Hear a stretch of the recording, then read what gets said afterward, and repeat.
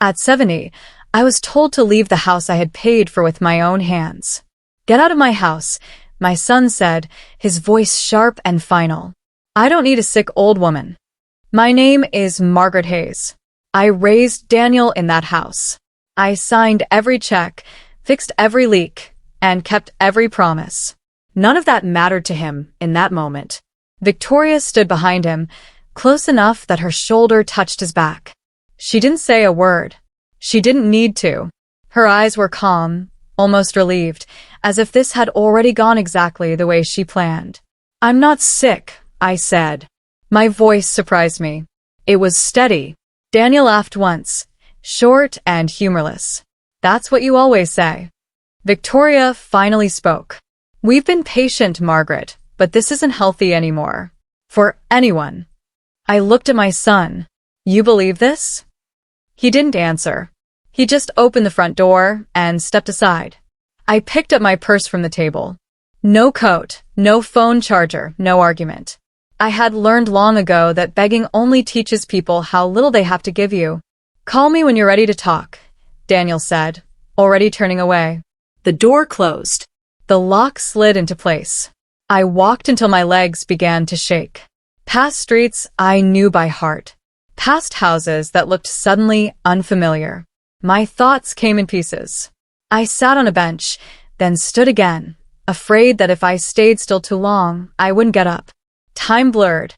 My mouth felt dry. My hands wouldn't stop trembling. When my phone finally rang, I almost dropped it. This is Officer Marcus Rivera, a man said.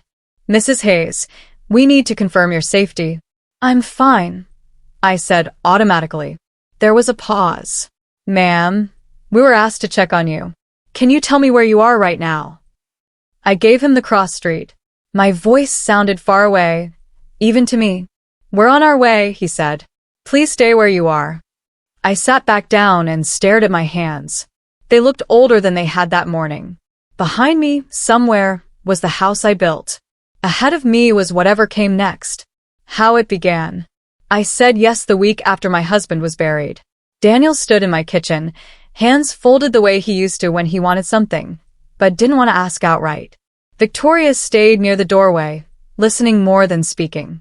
It's just for a little while, Daniel said. Until we get back on our feet. I nodded. You're my son. Victoria smiled then, quick and polite. We won't be in your way. They moved in with 2 suitcases and a promise. Daniel took the spare room. Victoria reorganized the kitchen the first afternoon. It'll be easier for you, she said, sliding my dishes into new cabinets. Less reaching. I didn't argue. Grief makes you quiet. Grief makes you grateful for noise in the house again. Weeks passed. Then months. One night I mentioned a timeline. You said temporary. Daniel avoided my eyes. Things are complicated right now. Victoria set down her glass. We're family. Why rush it? The mortgage stayed in my name. The bills came to me. I signed the checks like I always had.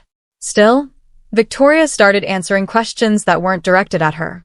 Margaret gets confused sometimes, she told Daniel once, right in front of me. It's normal at her age. I heard that, I said. She smiled. I know. Small things changed. My mail was opened. My medication was moved. Papers from my desk disappeared and reappeared in different drawers. I'm just helping you stay organized, Victoria said when I asked.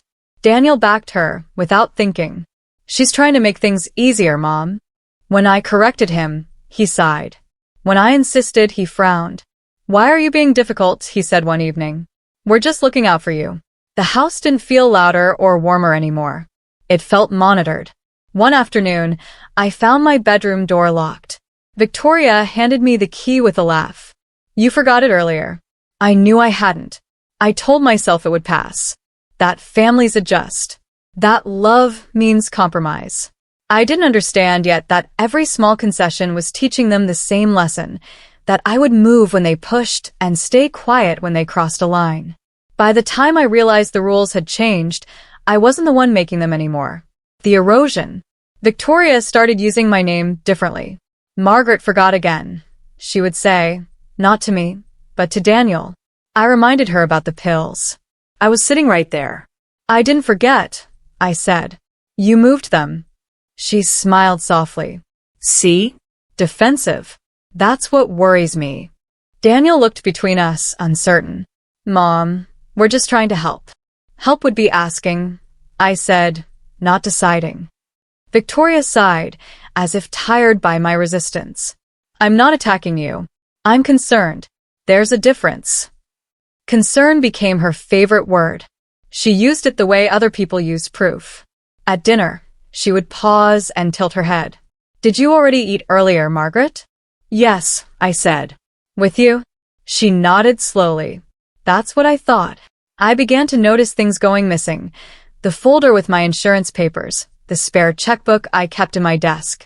When I asked, Victoria answered before Daniel could. I put them somewhere safe, she said. You were upset that morning. I wasn't, I said. Daniel didn't argue. He watched me instead, like he was waiting for me to trip over my own words. One afternoon, I caught him standing in the hallway listening while I talked on the phone. Is something wrong? I asked. He hesitated. Victoria thought you sounded confused earlier. I lowered the phone. Did she listen to the call? She was just passing by, he said, too quickly. Later, Victoria sat across from me at the table. We've been keeping notes, she said. Just in case. In case of what? In case you need support, she replied. Real support, not denial. I felt something tighten in my chest. For your protection, she said gently. That night, Daniel knocked on my door. Maybe we should talk to someone, he said. A doctor. Just to be safe. I already have one, I said. Victoria's voice floated down the hall. Doctors miss things all the time. Daniel didn't meet my eyes. He nodded once, as if a decision had been made somewhere without me. I went to my room and checked the drawer where I kept my house documents. The folder was gone. I stood there for a long time, listening to their voices in the living room, lowered but steady, as if they were already agreeing on who I was becoming. And I understood then that Victoria wasn't worried about my health. She was worried about control. The confrontation. Daniel waited until Victoria left the room. He closed the door behind her, then leaned against the counter like he needed the support. She's worried about you, he said. I kept my voice even. You keep saying that. Worried how? She says you've been mixing up your medication, he replied. That you forget conversations. That you get defensive when anyone brings it up. I get defensive when I'm accused, I said. There's a difference. He rubbed his forehead. She says you locked yourself out of your bedroom last week. She locked it, I said. Ask her where the spare key came from. Daniel exhaled. Mom, you're doing it again. Doing what? Turning everything into an argument. I stared at him. Those aren't your words. He didn't deny it. He just said, I'm trying to keep things calm. By repeating things you didn't witness? I asked. Or by deciding I can't be trusted? His jaw tightened. Why can't you just admit you might need help? I do need help, I said. I need my son to listen. Victoria's voice drifted from the living room. Daniel, are you done? He opened the door. The conversation ended without a conclusion, which felt worse than a fight. That evening, I went to my bedroom and opened the small safe in the closet. I kept it unlocked during the day, locked at night. Habit. Inside were my house deed, my will, and a folder labeled medical. The deed was gone. I stood there, breathing slowly, counting the contents again, as if the paper might reappear. It didn't. At dinner, I said nothing. Victoria passed me a plate and smiled. You didn't touch your vegetables. I'm not hungry, I said. Daniel watched me closely. Did you eat earlier?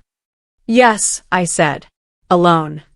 Victoria nodded, satisfied. That's what I thought. Later, I knocked on Daniel's door. The deed to the house is missing. He frowned. Why would you need that? Because it belongs to me. Victoria stepped in behind him. We moved it, she said. You were anxious about paperwork. We didn't want you losing it.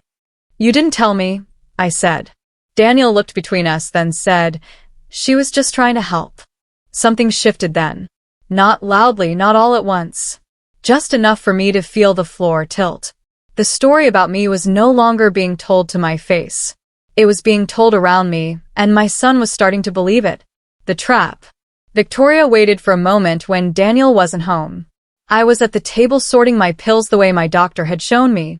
Morning on the left, evening on the right. My hands shook slightly. Not confusion, fatigue. That looks hard for you, Victoria said softly. It isn't, I replied. I've done this for years. She stepped closer. Are you sure those are the right ones? I looked up. Yes. She nodded, then reached past me and moved 2 tablets. Her phone was resting against a glass, angled just enough that I noticed the small red light too late. You put them back wrong, she said louder now. I didn't, I said. You moved them. She sighed. Patient, sympathetic. Okay, Margaret. Let's slow down. Later that night, Daniel called me into the living room. Victoria sat beside him, her hand resting on his knee. We need to talk, he said. Victoria pressed play on her phone. My voice filled the room, clipped and frustrated. The video showed my hands hovering over the pills. My words were cut just before hers entered the frame. You see, she said gently. This is what I've been trying to explain. That isn't the whole thing, I said. You touched them. You know you did. Daniel's face tightened. Mom, it's on video. The video doesn't show what happened before, I said. Victoria leaned forward. You don't remember, do you? I stood. You're lying. She didn't flinch. I think you believe that. The next morning, I found my medication reordered. Doses missing, labels turned inward. When I confronted her, she looked relieved. I'm glad you noticed. That's why we need safeguards. Safeguards for what? I asked. For you, she said. And for us. Daniel nodded. Victoria talked to a lawyer. Just to understand our options. Options for what? I asked. In case something happens, he said. In case we need legal protection. Protection from me? I said. Victoria reached for his hand. This doesn't have to be ugly. I looked at them, sitting together, already aligned. The proof she showed him wasn't false. It was incomplete, shaped to fit the story she wanted him to believe. By the time I understood the trap, they were already calling it concern, and I was already standing inside it. The breaking point. The argument didn't start loud. It started tight.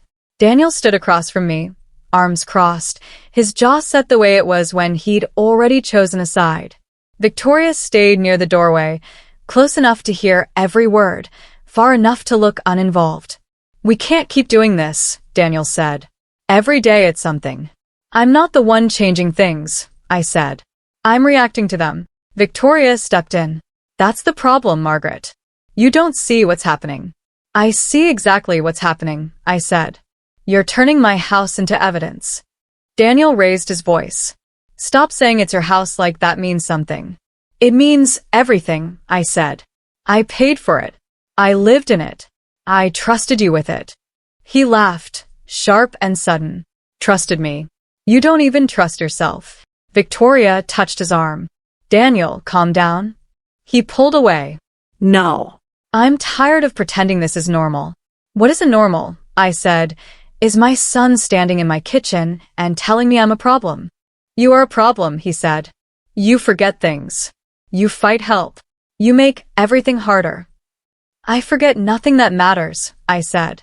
And I don't need your help to be erased. Victoria spoke softly. We've talked to people. This situation isn't safe anymore. Safe for whom? I asked. For us, Daniel said. For our family. I looked at him. I am your family. He stared at me, breathing hard, like the words were lining up before he could stop them. Get out, he said. I didn't move. Get out of my house, he shouted. I don't need a sick old woman. The sentence landed cleanly. No hesitation, no taking it back. Victoria didn't react. She just watched me, her face calm, almost finished. I picked up my purse from the chair. My hands were steady. My chest wasn't. I'll come back for my things, I said. Daniel shook his head. Don't. I opened the door. The rain hit my face, cold and immediate. Behind me, the house was quiet. I walked until the sound of my own breathing felt too loud. My legs weakened. The streetlights blurred. I kept moving because stopping felt worse. By the time my phone vibrated in my pocket, my fingers were numb. I answered without speaking. Mrs. Hayes, a man said. This is Officer Marcus Rivera. We need to make sure you're safe. I leaned against a bus stop bench and closed my eyes. Yes, I said. I'm here. The rain kept falling, steady and indifferent, as if nothing important had just been broken. The rescue, a woman with a grocery bag, was the one who stopped. She crouched in front of me and spoke slowly, like she didn't want to scare me. Ma'am, are you hurt? I'm just tired, I said. She glanced at my shaking hands, then at the rain-soaked hem of my pants. I'm calling someone. By the time the police car pulled up, my teeth were chattering. Officer Marcus Rivera stepped out first. He didn't rush me. He didn't raise his voice. Margaret Hayes? He asked. Yes. Can you tell me why you're out here alone? I was told to leave my house, I said. So I did. He paused, pen hovering. Who told you that? My son. Another car arrived. A woman in a dark coat introduced herself as Susan Chun from Adult Protective Services. She watched quietly while Officer Rivera asked questions. Do you have a place to stay tonight? He asked. I own a house, I said. But I'm not welcome there. Susan leaned forward. Did anyone take your phone or medication? No, I said. They rearranged it. Officer Rivera looked up. They. My son and his wife. Susan exchanged a glance with him. Mrs. Hayes, were you aware a report was filed earlier today? No. She opened a folder. Your daughter-in-law contacted us this morning. She expressed concern about your mental state and claimed you wandered off. I didn't wander, I said. I was forced out. Officer Rivera asked, did she mention any threats or violence? She said I was confused, I replied. That I needed supervision. Susan nodded slowly. And, do you feel confused right now? No, I said. I feel betrayed. They asked about my finances, my medical care, whether I had signed anything recently. I haven't, I said. But my documents were moved without my consent. Susan wrote that down. Officer Rivera stepped aside to make a call. When he came back, his tone had changed. We're going to escort you somewhere safe tonight. I don't need a shelter, I said. I need this documented. It is, he said. All of it. Susan closed her folder. Mrs. Hayes, we'll be following up with your family separately. I nodded. My body was still cold, but something else had steadied. The story about me had already reached them. But for the first time that day, I wasn't the only one telling mine. The investigation. Susan Chin sat across from Victoria at the dining table, her folder open, her pen still. You reported that Margaret Hayes was no longer capable of managing her finances, Susan said. Can you explain why? Victoria folded her hands. She forgets payments. She gets confused about accounts. Susan turned a page. Her bank records show every bill paid on time for the past 15 years. No missed payments, no overdrafts. Daniel shifted beside her. That doesn't mean she isn't declining. Susan looked at him. It means the claim doesn't match the evidence. Officer Rivera stood near the doorway, listening. Susan continued. You also stated that Margaret was mixing medications. Victoria nodded quickly. Yes. It was dangerous. Susan slid a document across the table. Her physician confirms consistent dosing. No errors, no concerns. Victoria frowned. Then the doctor missed it. Susan's tone stayed even. The doctor has seen her monthly for 3 years. Silence settled in the room. Susan turned another page. Let's talk about the withdrawals. I don't know what you mean, Victoria said. The transfer from Margaret's savings account, Susan replied. $4,000 moved last month. Victoria's eyes flicked to Daniel. That was for household expenses. Susan tapped the paper. The funds were deposited into an account in your name. Daniel straightened. Victoria? She opened her mouth, then closed it. I was reimbursing myself. She asked me to help manage things. I didn't, I said. Susan looked at Victoria. There's no record of power of attorney. No signed consent. Victoria's voice rose. She forgets what she agrees to. Susan leaned forward. Then explain this. She placed a printed still image on the table. It showed Victoria at an automated teller machine, time-stamped, alone. Daniel stared at it. You said you never touched her money. Victoria's face tightened. That's not what it looks like. Susan closed the folder. You also edited a video presented as evidence of medication misuse. Victoria stood. I was protecting my family. By removing her autonomy? Susan said. Daniel looked at me, then really looked like he was seeing past something for the first time. His voice broke. Mom, I didn't know. I didn't answer him. Susan gathered her papers. This matter will proceed formally. There are consequences. Victoria sank back into her chair. The certainty she had worn like armor finally cracked. For the first time since this began, the truth didn't need me to defend it. Justice. The court hearing was brief. There was no drama left to perform. Victoria sat beside her attorney, hands clenched in her lap. She didn't look at me once. When the judge listed the findings, financial exploitation, falsified reports, unauthorized transfers, she stared straight ahead, as if still hoping the words would rearrange themselves. The restraining order was granted without hesitation. Victoria was ordered to have no contact with me, no access to my finances, no presence in my home. The fraud charges moved forward quietly, methodically, the way real consequences usually do. Daniel stood when his name was called. He looked smaller than I remembered. The property belongs to Margaret Hayes, the judge said. You no longer have legal access. Daniel nodded. I understand. Outside the courtroom, he stopped me. I didn't mean for it to go this far. You meant for it to be easier, I said. For you. He swallowed. Can we go home? I shook my head. There is no home for me there anymore. He reached for my arm, then stopped himself. I was trying to keep my family together. So was I said. I just wasn't willing to disappear to do it. The house was returned to me on paper before the week ended. Keys, locks, access codes, everything restored. I never went back inside. Instead, I met with a realtor and signed the listing agreement. Control didn't feel like standing in familiar rooms pretending nothing had happened. It felt like choosing what came next. Victoria lost the control she wanted. Daniel lost the certainty he borrowed from her. I kept my name, my records, my authority. When the sale closed, I deposited the funds into an account only I could touch. I didn't celebrate. I didn't cry. I slept through the night for the first time in months. Comfort would have been returning to what I knew. Control was walking away with what was mine. The end. I sold the house 3 weeks after the paperwork cleared. Daniel came to see me the day before the closing. He didn't sit. He stood by the door, hands open like he was asking permission without saying it. I never wanted to take anything from you, he said. You did, I replied. You just didn't want to feel responsible for it. He swallowed. I should have protected you. You should have listened, I said.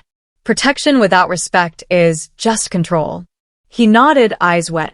Can you forgive me? I thought about it carefully. Forgiveness isn't access, I said. It's release. I'm not carrying this anymore. That's what you get. Victoria didn't reach out. She couldn't. By the time the house sold, every account she'd tried to touch was closed to her. Every door she tried to lock had been unlocked by someone else. Control was the only thing she ever wanted, and it was the one thing she lost completely. After the sale, I moved into a smaller place under my own name. New keys, new routines, no explanations required. There's a lesson I carry now, and I say it out loud because silence is how I got hurt in the first place. Love should never require you to shrink. Age does not cancel authority, and family is not the same as safety. Daniel asked once more if I would come back. I didn't. I walked forward, lighter than I'd felt in years, free because I chose myself. And because this time, no one was locking the door behind me. There you go. The complete story rewritten with all the new character names.